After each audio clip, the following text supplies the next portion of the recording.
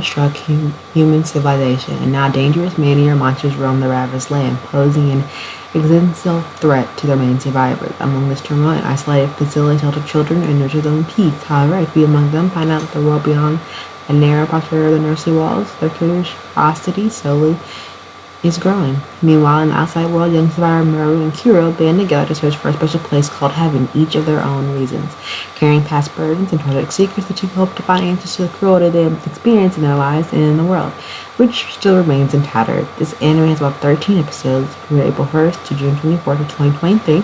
Based off a manga series, it is adventure, mysteries, and sci-fi, female survival. Each episode is 20 minutes and it's rated R and 70 plus for violence and profanity. Let's get started into the review. Before we get started into this review, I will say a trigger warning for suicide and sexual assault before we get into the video. If you're not okay with those type of triggers, then I suggest that you don't watch this anime. Anyway, let's get started. Now, when we're watching Tengoku Daimakyo, or I feel like how, or for more of the English title is Heavenly Delusion, is the English title.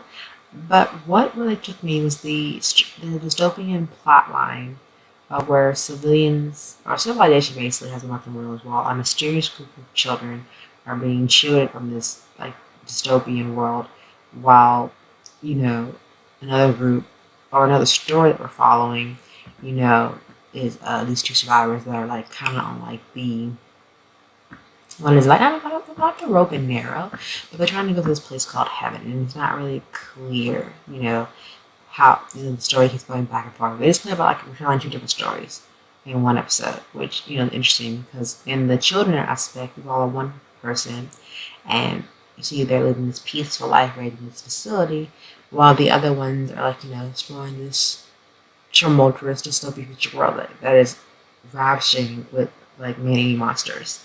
And, going to that type of different parallel where we have these man-eating creatures that have very intriguing animalistic features, that can almost be resumed to resemble normal animals, but they're taking it a step further with the sci-fi aspect. Also, the design of the monsters are very interesting. They're very unique, and when they show on screen, they are fascinatingly creepy, horrifying. But that's the whole aesthetic I guess they were going for. And I think for the most engaging part of this is that when we follow these different stories, especially with Maru and Kuro, they travel to the ruin of Tokyo, you get a sense of a lot of the fallen civilizations and survivors that are left. Because you're watching people having to fight these monsters and how it takes so much critical thinking to take these monsters down. And you gotta think, you have to be very wary on your toes. I feel like if any of us replacing this matter on how you would try to survive. And I guess, referring back to the English title, Heavenly Delusion, is that delusion or that hope that you're driving for to find this heaven, this peace where nothing bad ever happens. That's not always the case.